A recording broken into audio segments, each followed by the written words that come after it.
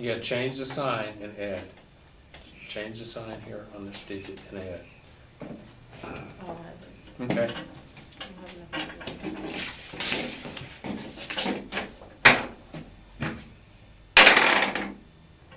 Subtract. Use anything you want. Okay. So we got Negative 9 minus negative 2. negative minus a negative 2. So now, what are we gonna do? We're gonna change the sign and add. Once again, change this to a positive, add it to a negative 9. That becomes what? Negative 7. Negative 7. You don't have it? Okay. Let's take this.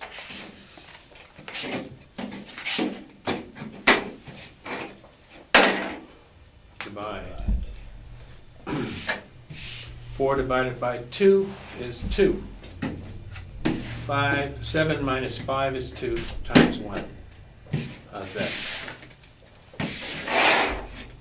That make sense? Yeah. Okay. And she's got one card left, so player's choice. She threw me out. What can I say? So it's on you. Okay, player's choice. You're the second winner. And so now it goes to her. I'll roll for her. Iman, add 9 plus a negative 3 is going to be a positive 6.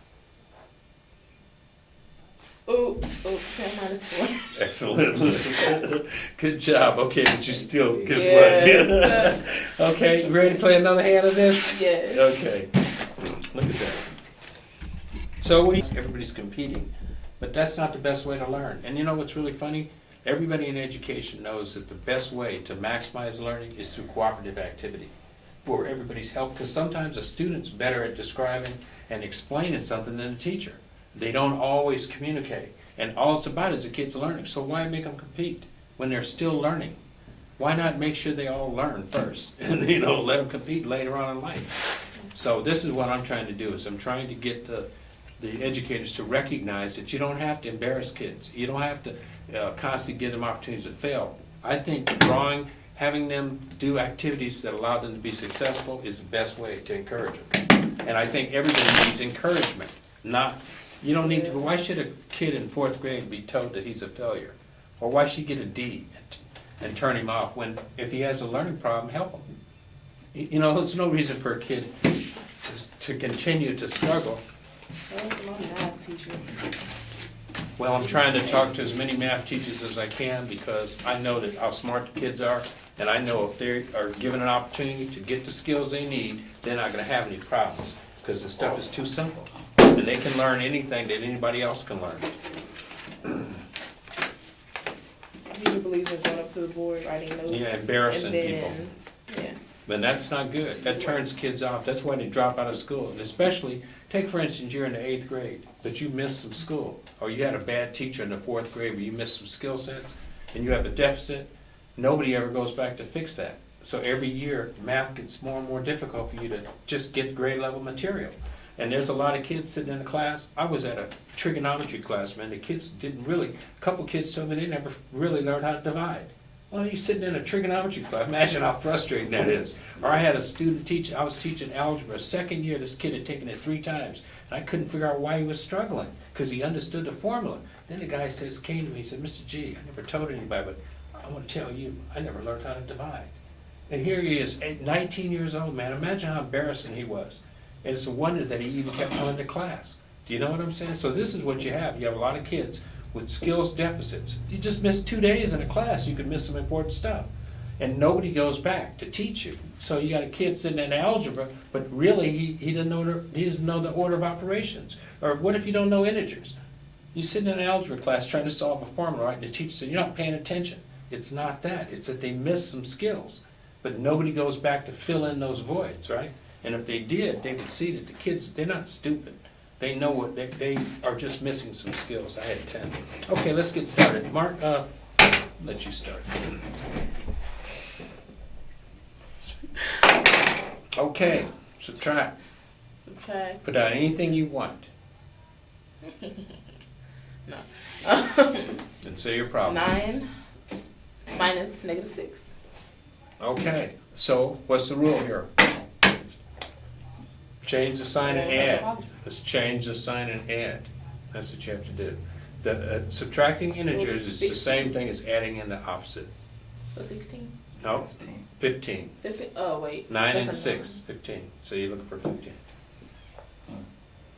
And see, it's just like the rules of grammar. If you don't know the rules, how are you gonna be a good writer? Likewise with math, you don't know the rules. But everybody can learn. Excellent, 5 plus 10. excellent. Okay. And see, a family can use this. All different ages can play together, and they can all build skills, even the old people. Okay, we're adding a negative and a positive, so we're gonna take the sign of the largest number, right? So that's going to be, well, wait a minute, are we at, yeah, we are. 18. Wait a minute, no, we're adding. You got a negative and a positive, and you're adding the two, you're gonna have negative 2. Oh, so the highest number doesn't change, the lowest number does? Well, you're gonna take the sign of the largest number. You still gotta add a positive and a negative. So it's gonna be a So negative what's 2. basically happening is that, The sign Just is like just a- going to the solution, yeah, basically. Mhm. Okay, so I'm looking for a negative 2. I'm going to,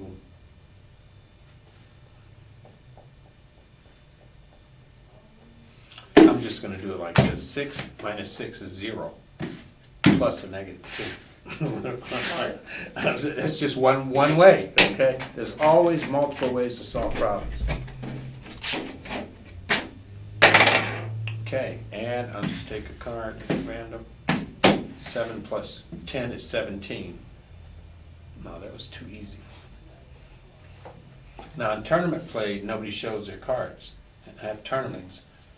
Tournaments are very interesting, a lot of fun. It's too high, it's way too high.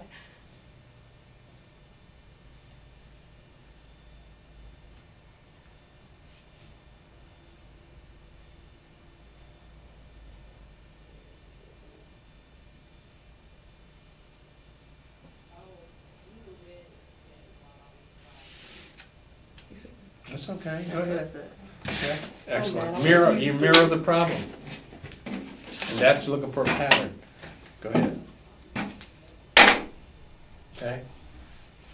Marcus, I don't know what it is, you got a lucky hand. I want to see these 3 so bad. Okay, subtract.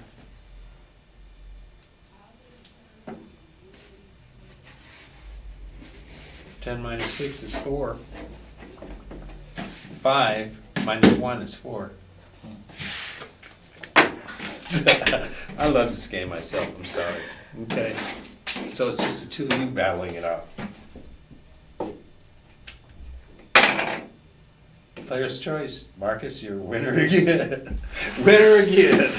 Okay, so look, this is the second level of the game, but I also wanted to just say that with these fractions, now we can play a hand including some of these fractions, okay, but fractions are included in the game and they can be easily incorporated into the play. So you get practice with fractions too. You can make mixed number play or you can play with just the fractions, okay?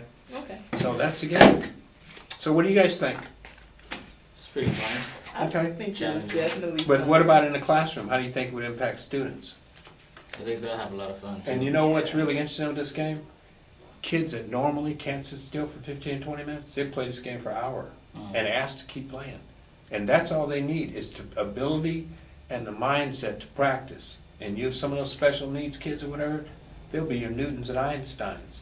If you give them a platform where they're not embarrassed and they get support, because what we're doing is supporting each other here instead of competing, okay? So I expect a lot of kids to really benefit from this because kids always say we never have fun in school, and learning should be fun.